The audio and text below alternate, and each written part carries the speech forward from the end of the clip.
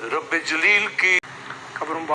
बिस्मिल्लाहिर्रहमानिर्रहीम अस्सलाम वालेकुम। अंसर WS आपकी खिदमत में हाजिर है। मेरे दोस्तों थंबनेल तुसीं देख लिया होगा, यकीनन देख लिया होगा, इस इंसान नूं भी तुसीं जानदे होगे। मेरे दोस्तों टीवी ते पहली दफा इन्हां ने आगाज कीता है टीवी ते।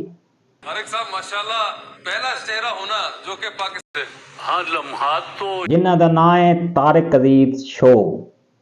पहले इन्हां दा जिहड़ा मेरे दोस्तों ना हुंदा ही ना, वो लीलाम घर हुंदा ही कराची तो शुरू हुंदा ही ते माशाल्लाह बड़े अच्छे प्रोग्राम करते सन। ये जिहड़े तारिक अजीज साहब बड़े अच्छे प्रोग्राम करते सन।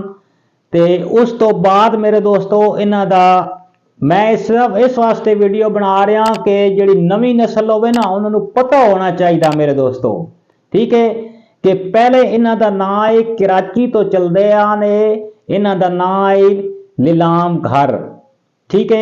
उस तो बाद फिर जनाब तारिक अजीज शो रखा गया जो कलर टीवी आना शुरू हो गया ना। पहले ब्लैक एंड वाइट टीवी आन जमरात नूं 7 बजे शुरू होंदा ही। ते मैं आदा कि तुहानूं पता होना चाहिए कि हुण ते अल्लाह ने प्यारे हो गए, अल्लाह ताला नाल जन्नत नसीब बख्शे कि बड़े अच्छे अंदाज दे नाल मियाँ वाली दे सन। ये भी खास मियाँ वाली दे सन मेरे दोस्तों। ये तारिक अजीज साहब जिहड़े ना दा नाम हैगा तारिक अजीज। पहले नीलाम घर इस वास्ते आई कि उत्थे पर इस प्रोग्राम ही इस तरह का होंदा ही ना, इनाम होने करने तो उत्थों नाम रखा गया नीलाम घर उसका। उस तो बाद तारिक अजीज शो बन गया क्योंकि तरक्की हो गई ना, जिमें जिमें इंसान की तरक्की होंदी मेरे दोस्तों, समझे क्या करो ना। तो उस तो बाद मेरे दोस्तों तारिक अजीज शो रखा गया। फिर लाहौर प्रोग्राम होए, अलहमरा विच लाहौर प्रोग्राम होए, कराची होए, कराची तो खैर स्टार्टिंग आई ना, फिर जनाब आप इस्लामाबाद होए, मुख्तलिफ शहरों के इन्हां दे शो होंदे सन, ठीक है।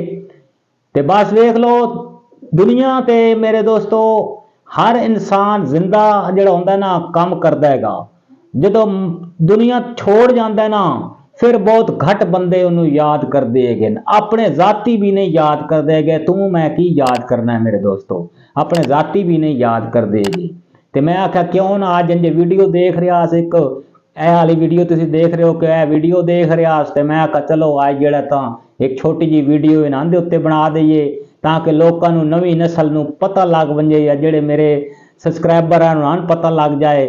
अगो लाइक करो या ना करो वो तुहाडी मर्जी, ते जिहड़े नवे हो चैनल नूं सबसक्राइब जरूर कर लिया करो।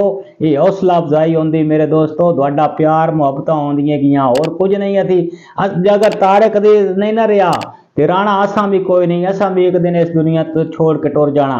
तो इस दे नाल मेरे दोस्तों अंसर WS दे इजाजत, अपना ढेर सारा ख्याल रखा है, दुआओं भी याद रखा है। अगर हो सके तो अंसर WS दे चैनल नूं लाइक सबसक्राइब जरूर कर दे।